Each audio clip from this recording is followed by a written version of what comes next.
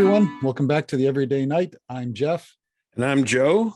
And Jeff, what are we talking about tonight? We are talking about compassion. And my title for this is What Use Compassion? We recognize compassion and its related chivalric virtue, mercy, as a virtue. But this is grounded in obviously a Judeo-Christian, Buddhist. I don't know what Judaism has to say about compassion. Well, I will add something to that, but right off the bat, and it's a pet peeve, Judeo-Christian, because and I know you don't mean it this way, but the people who often bandy about Judeo-Christian have no fucking clue what Judaism thinks on an issue. And I mean it only in the terms that as long as they're still using the Old Testament and the New Testament together. Well, yes, and I object to the Old Testament as a term because yes, it implies that there's a New Testament. So anyway, but you know, those are semantic pet peeves of mine, and I don't need to belabor that. But I get the point. I get the point. We can't spend too much time talking about your pet peeves because we'd be here all day, all night. I thought that was the entire purpose of this podcast, was talking about my pet peeves. It only seems like it sometimes. Yeah. Okay. I have a peeve menagerie. Yes, indeed. one pet peeve would not be enough. It'd be lonely. Yes. So peeves 2 by 2 onto my arc of peevishness. Well, there's a difference between having a pet peeve and being peevish. So anyway, compassion, mercy. We talk about these things as the good guy is merciful, is compassionate, and in all the Westerns, in all the action films, the hero, or generally, I should say, not always, but I think the stereotypical hero spares the life of his adversary at the end. You're not worth it. Or someone important to the main character stands off to the side and says, this is not who you are. This is not the right way. This isn't. Yeah, and there have been some interesting ways around that to show the mercy of the hero while still allowing the bad guy to get killed. Right. Or the mercy, not killing the bad guy turns out to be the worst thing he could do to him because of what happens after. Yes.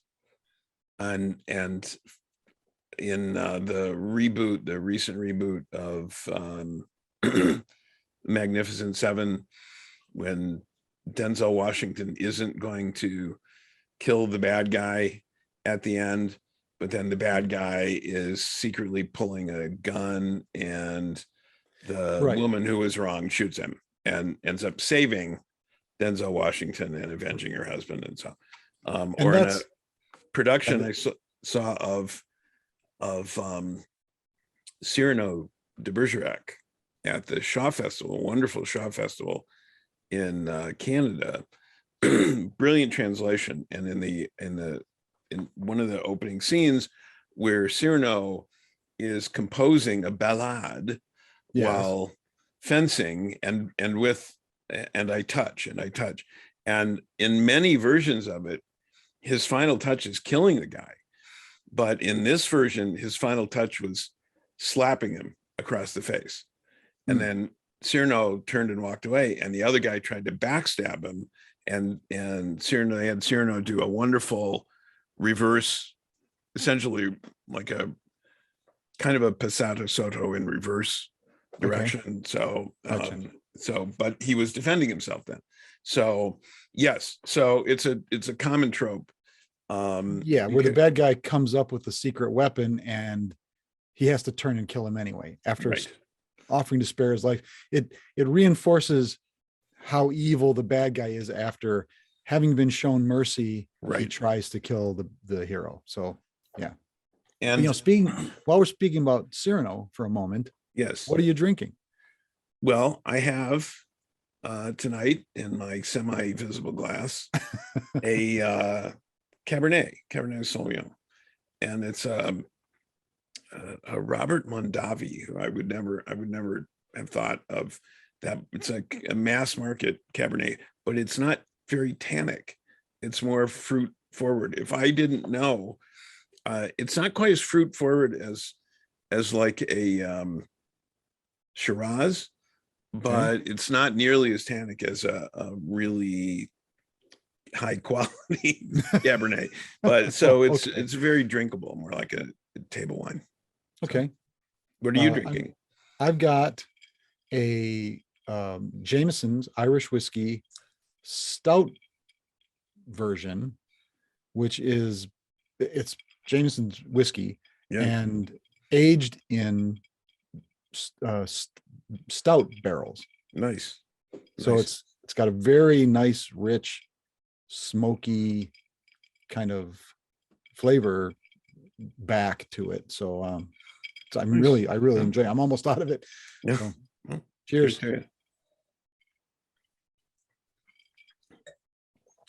So Thomas Aquinas, St. Thomas, yes, said that mercy without justice is the mother of dissolution. Justice without mercy is cruelty. Yes. Okay. Yes. So you be merciful, but not unjust. It's unjust. It's dissolute. That is morally lacking. Yes. Justice without mercy is cruel. And I found a number of quotes that said justice is without mercy. No, the law is without mercy, but the law can be exercised to be just, although that's not in an adversarial system. It doesn't always seem to be the goal. But I think that the idea that he's criticizing both the idea of being nice, as in mercy, without defending justice, because then if you're merciful to somebody but not just, you are being cruel to somebody else who was wronged. So it's, and in all things, it's balance. And we talked about that with regard to the virtues before. The balance of them is essential.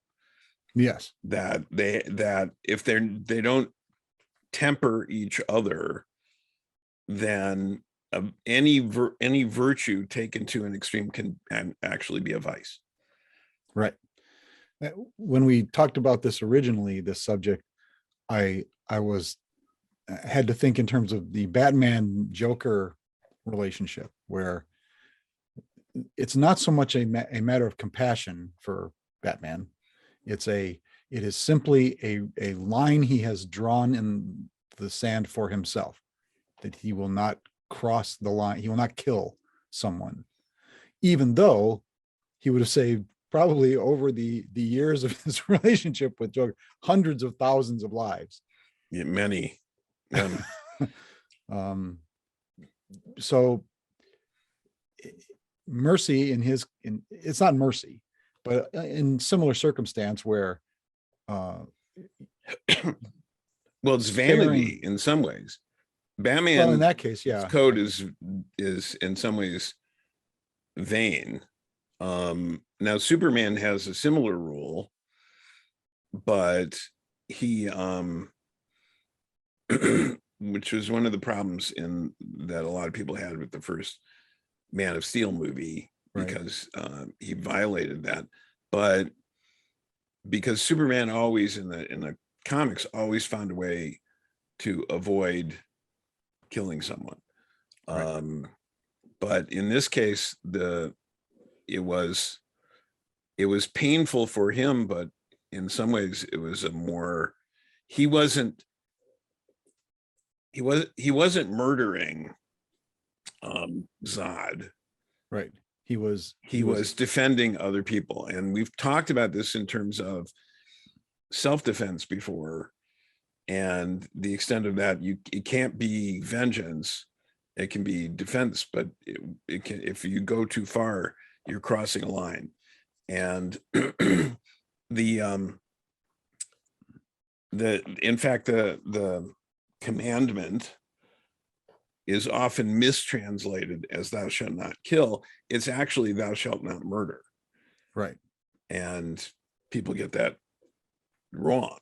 And he was defending helpless people when he did that. And I know it violated Superman's code, but it was, well, it wasn't in like the heat of battle that he was defending, innocent passersby. He had him cornered and alone and at his mercy.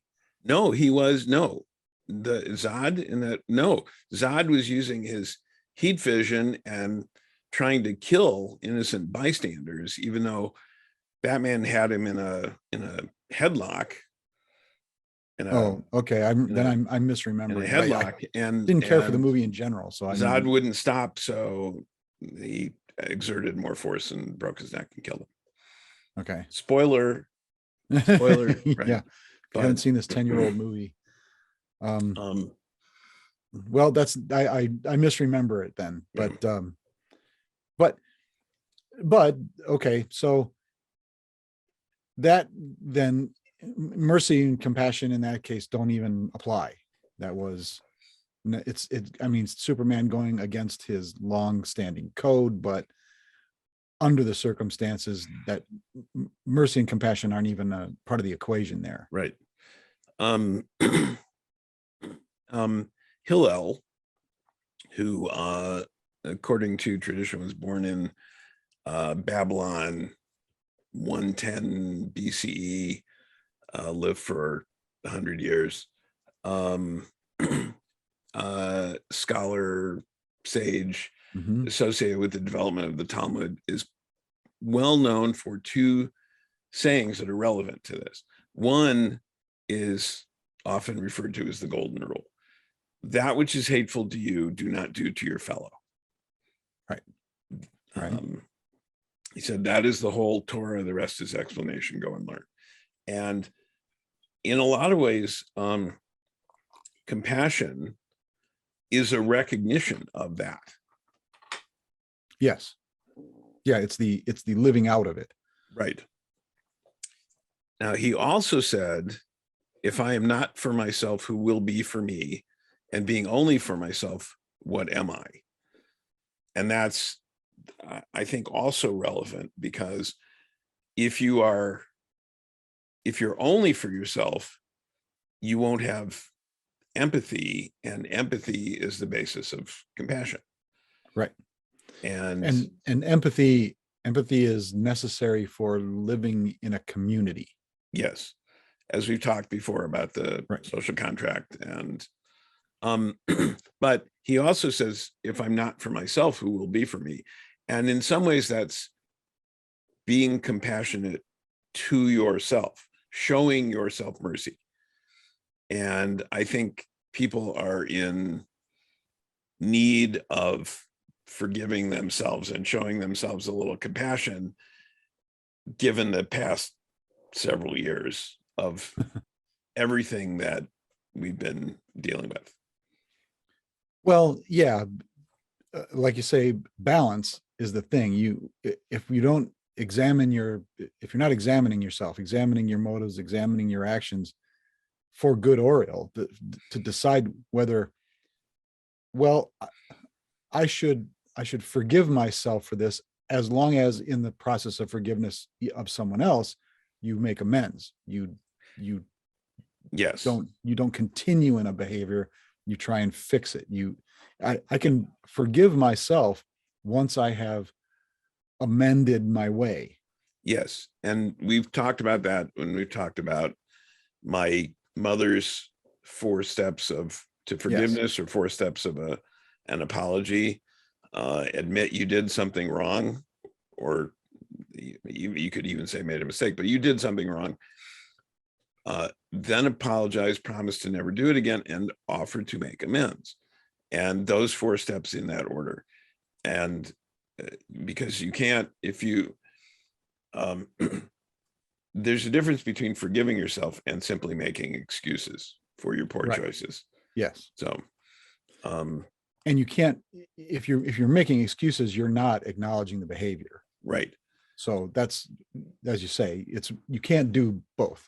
So once you've acknowledged the behavior, making an excuse is no longer necessary. Right. So, and when you make a mistake and you go through those steps, whether it's a mistake, you can show yourself mercy and say, okay, let's move on. I will move on with myself and right. do better next time. So, Right. Loading yourself with guilt over something stops you from being a good member of a community or going forward and helping other people. There are things people should feel guilty about. Oh, definitely. But I'm saying you can alleviate that guilt by doing something about it. Yes. Rather than just carrying it around and using that as an excuse not to do something else. Yeah, I remember someone once telling me that he did something bad. He's a bad person, and he did something. I just said, stop it. Yeah, you did something you shouldn't have done. You made a mistake. You did something wrong, but don't just saying, oh, I'm a bad person is letting yourself off the hook too easily with that. Show yourself mercy, but take action. Be compassionate toward yourself, but take action. And if your actions that you feel guilty about harmed another person, apologize to them, which is the compassionate thing to do, and make amends. So, and recognizing that nobody's perfect. I had once in our SCA, when I was king, I had a knight come to me all in distress, on the verge of big crocodile tears, and telling me how, oh, I'm going to resign my knighthood, and I don't deserve it, and I've hurt people, and I can't go on this way. And I said, stop, just stop. I'm not going to hear any more of that. The thing is, you're going to make a big public display of your tearing of your hair and rending of your garments as an excuse to get out from under taking responsibility. Yeah. And I point out to him that you're a knight, but knights aren't perfect. Arthur's knights were not perfect men. The difference was that they were trying to be better men than they were. And that's all we are trying to do here. Certainly we are not sitting in judgment of anybody in our little podcast here. We're recognizing our flaws, few that we have, and trying to better ourselves by examining ourselves as we talk about these subjects. So yeah. And the real key to being a better person, read the syllabus. Sorry. Oh no, that's all right. I'm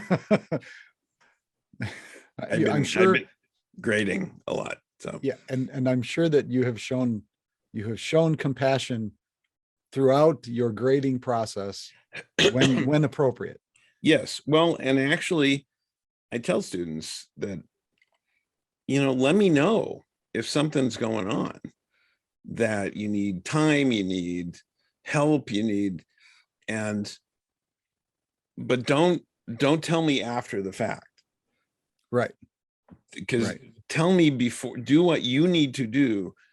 I'm giving you opportunities. The frustrating one I'm encountering a lot is when it's like, okay, here are all the things you need to correct in great detail. Correct these things before you include this piece in your final project. Correct these things on this piece before you include in your final project. Oh, here's your draft of your final thing. Correct these things before you turn it in. No, it just doesn't happen.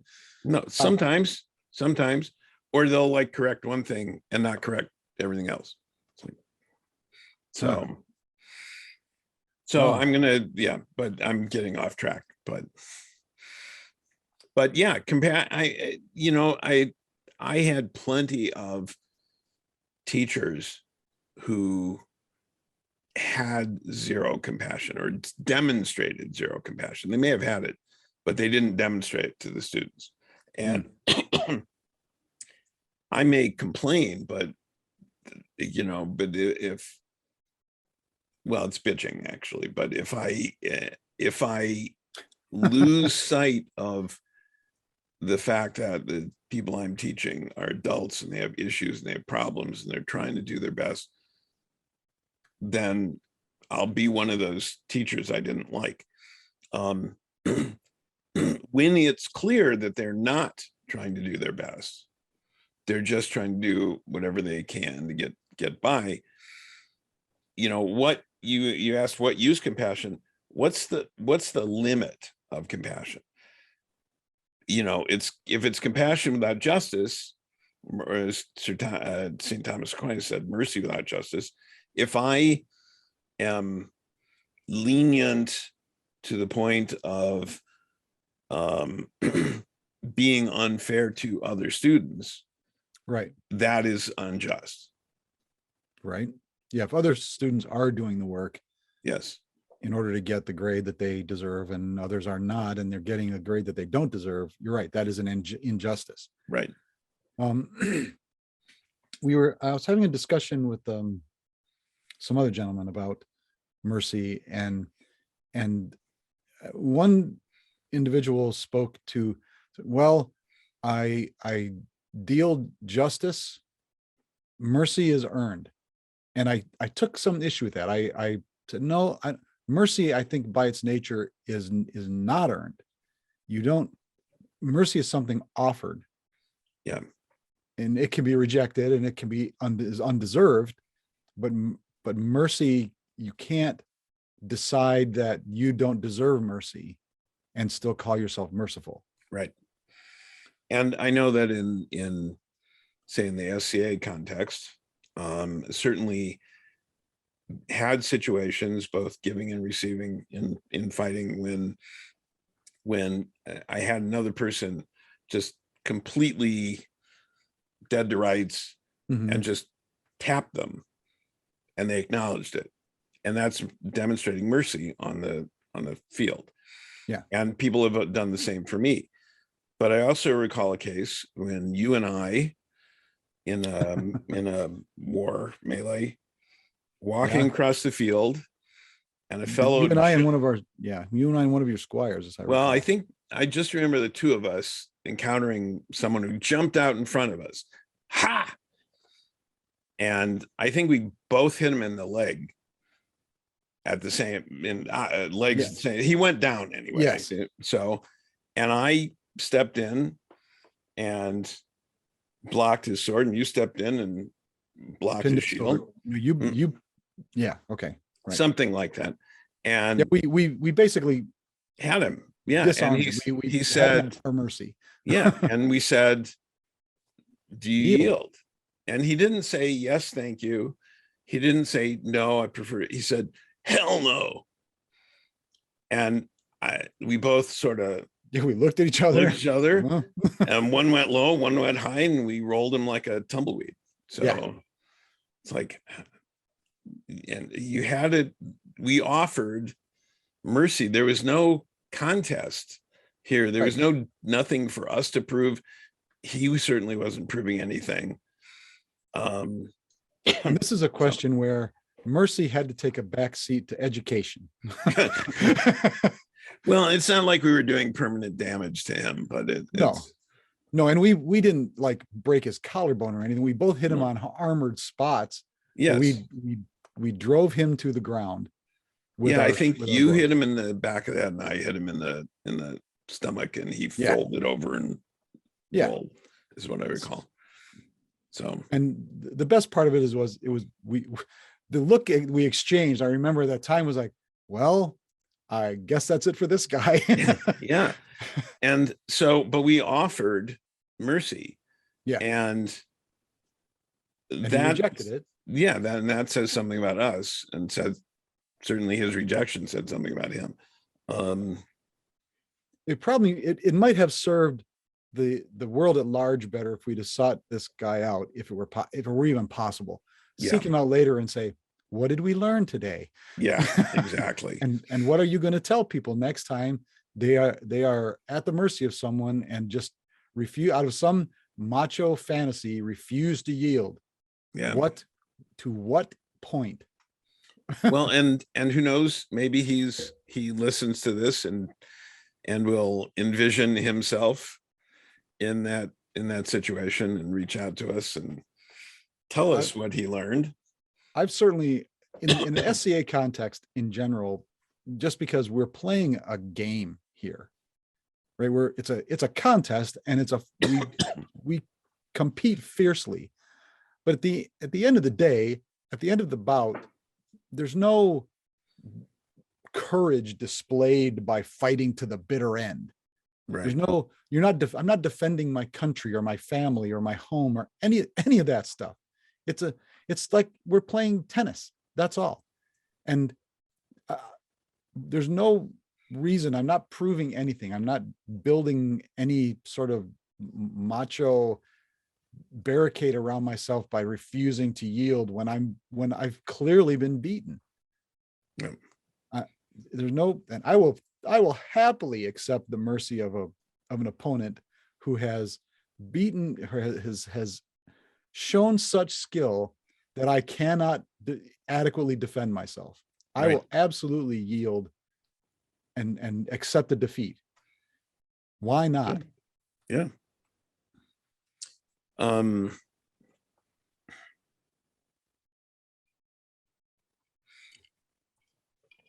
Okay. Right. That's it. Thank you for coming. Yeah. Well, and I think we've touched on a number of things, from movie tropes to philosophy and to comic books, personal experience. So, so to answer the question, what use is compassion? I think all we can say is that if like recycling, if everybody did it, the whole world would be better. And so all we can really do is be exemplars of something that, if everyone practiced it, the world might be a better place. So maybe that's the only use that we can call for mercy, the only practical use. I mean, justice of course is necessary, and we touched on that too. Again, it has to be balanced, right?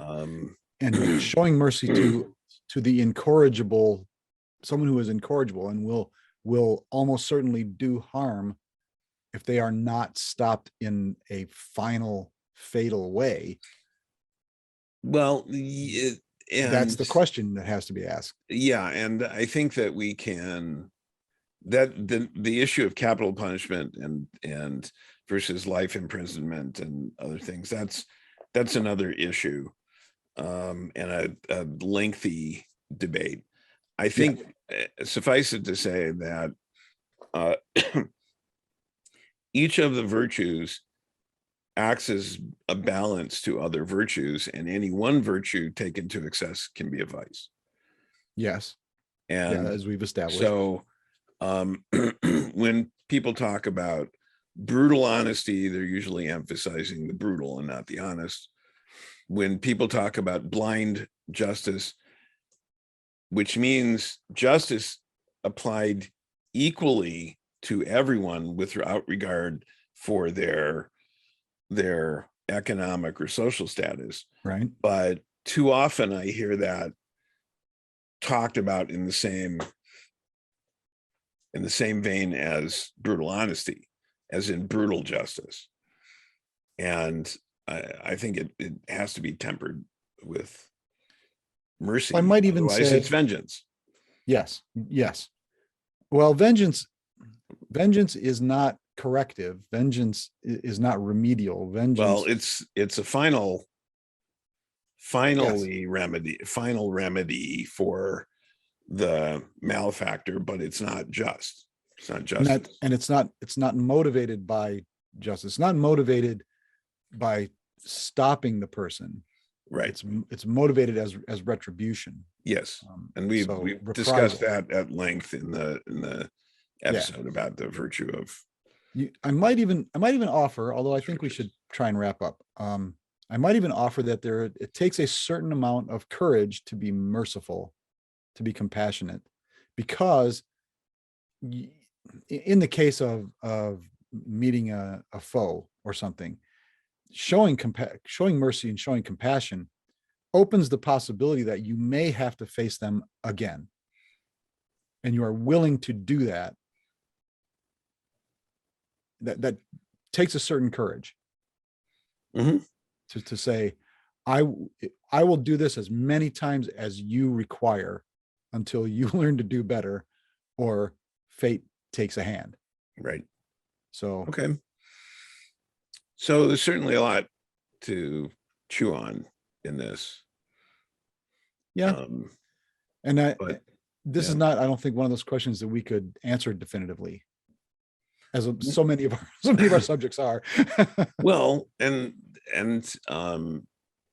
I think that I'm always more interested in in good questions than I am in simple answers. Sure. Um, Well, that's what, if all the answers were simple and written down somewhere, we wouldn't even have to have these discussions.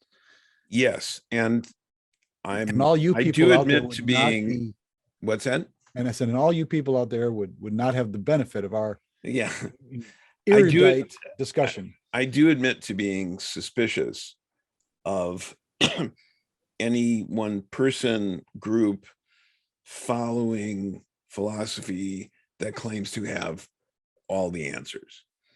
Oh, right. I'm innately suspicious of that. Anyone that says, if they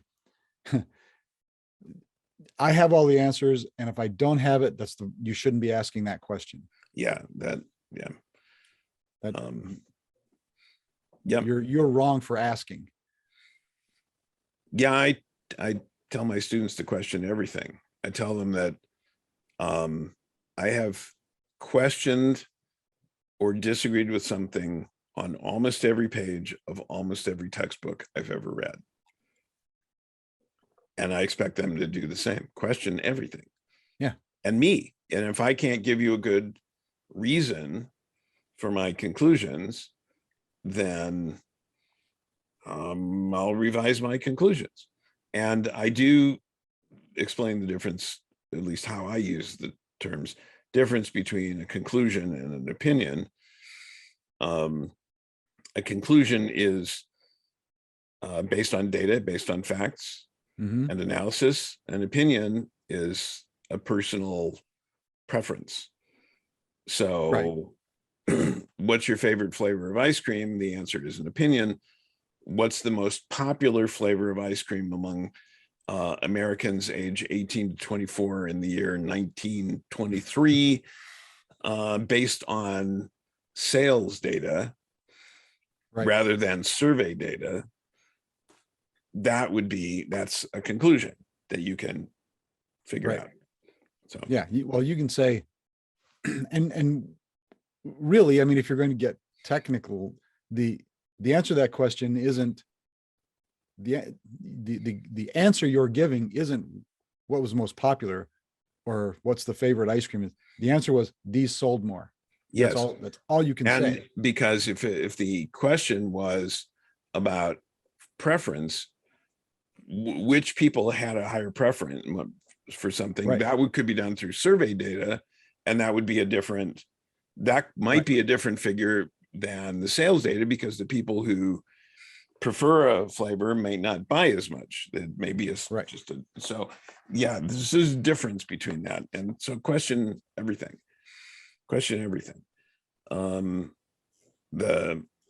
The opposite of a lot of what we see from followers of a certain letter of the alphabet. Yeah. Yeah. So I think we have answered that as decisively as we can and as we usually do. And as much as we care to. So. Right. The rest of you, you're on your own from here. As always, really. I mean, what are we doing? We're throwing our thoughts and opinions out there, hoping some of them stick. And if they make your life a little better, great. If they make them a little worse, we don't care to hear about it. So, but we do care to hear your comments and yes, and see you follow us and like and share, and we appreciate that. And give us some feedback. We are always looking for new subject matter. Send, as my friend Joe says, question everything. Send us your questions. Yeah, we'll try and answer them to the best of our ability. And until we hear from you, and until you hear from us again, be thou a good night and true.